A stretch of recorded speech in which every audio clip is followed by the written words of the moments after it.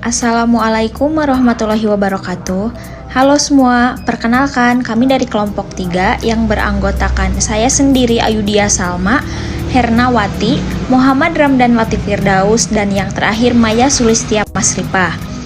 Kami di sini akan mempresentasikan salah satu tugas mata kuliah karya tulis ilmiah, yaitu tentang plagiarisme, dengan dosen pengampu Ibu Siti Nurdianti Muhajir, SPD, MPD. Saya akan mempresentasikan tentang plagiarisme.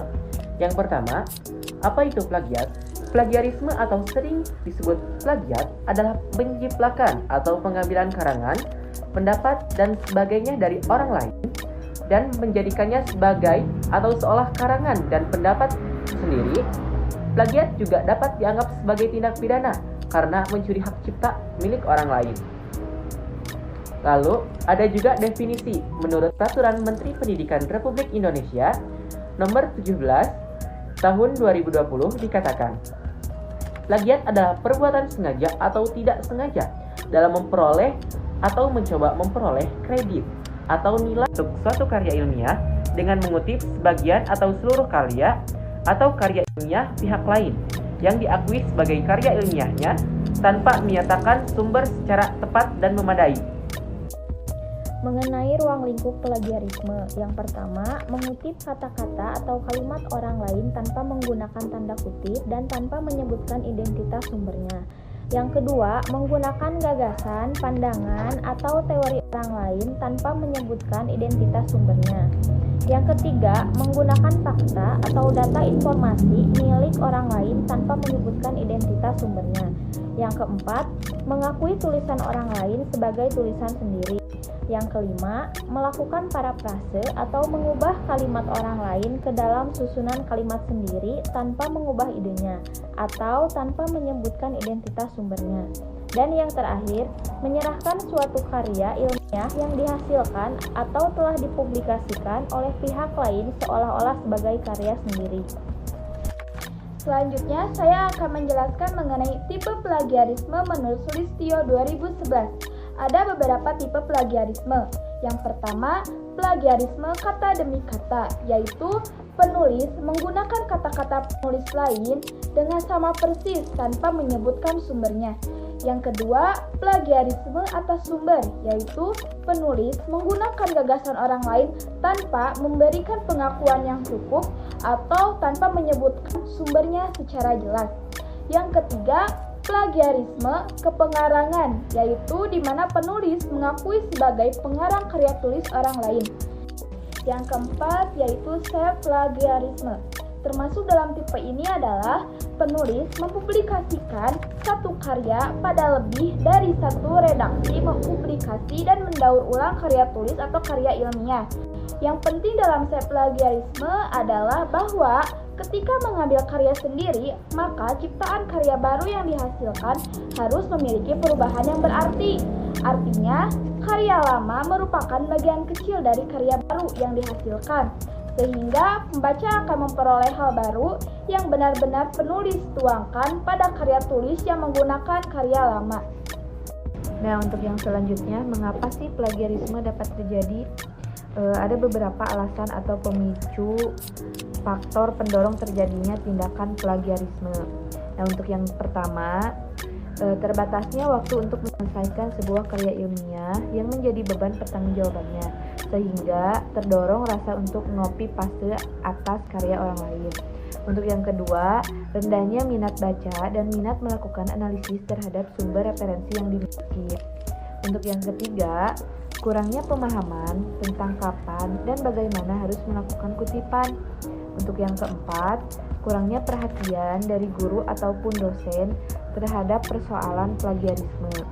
Nah, untuk yang kelima, apapun alasan seseorang melakukan tindakan plagiat, itu bukanlah satu pembenaran atau bisa dikatakan itu perbuatan yang sangat fatal. Kemudian, cara agar kita dapat terhindar dari plagiarisme. Ada beberapa upaya yang telah dilakukan institusi perguruan tinggi untuk menghindarkan masyarakat akademisinya dari tindakan plagiarisme, baik itu sengaja maupun tidak sengaja.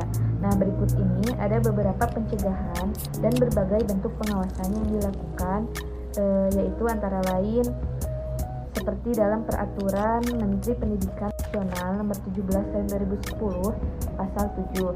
Yang pertama, karya mahasiswa berupa skripsi, tesis, dan disertasi dilampiri dengan surat pernyataan dari yang bersangkutan yang menyatakan bahwa karya ilmiah tersebut tidak mengandung unsur plagiat.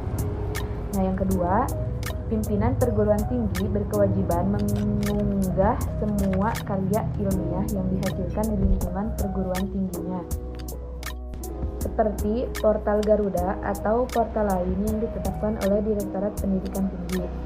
Nah, untuk yang ketiga, sosialisasi terkait dengan Undang-Undang Hak Cipta Nomor 19 Tahun 2002 dan Permendiknas Nomor 17 Tahun 2010 kepada seluruh masyarakat akademis.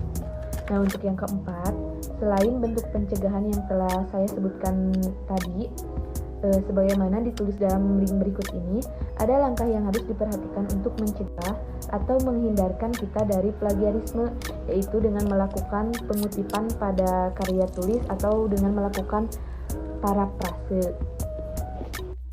Selanjutnya ada tips menulis agar terhindar dari plagiarisme. Yang pertama, tentukan buku yang hendak dibaca. Yang kedua, sediakan beberapa kertas kecil seukuran saku dan satukan dengan penjepit. Yang ketiga, tulis judul buku, pengarang, penerbit, tahun terbit, tempat terbit, dan jumlah halaman pada kertas kecil paling depan.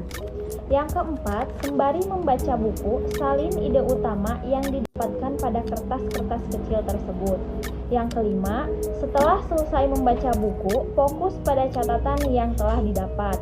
Yang keenam, ketika menulis artikel, maka jika ingin menyitir dari buku telah dibaca, fokuslah pada kertas catatan. Dan yang terakhir, kembangkan kalimat sendiri dari catatan yang telah dibuat. Yang selanjutnya, sanksi plagiarisme. Adapun sanksinya yaitu 1. Peringatan tertulis, baik secara cetak ataupun elektronik. Yang kedua, penundaan pemberian sebagai hak mahasiswa. Yang ketiga, pembatalan nilai. Yang keempat, pemberhentian dengan tidak hormat dari status sebagai mahasiswa. Yang kelima, pembatalan ijazah apabila telah lulus dari proses pendidikan. Sekian presentasi dari kelompok 3. Mohon maaf bila ada salah kata dan kekurangan dalam penyampaian materi. Wassalamualaikum warahmatullahi wabarakatuh.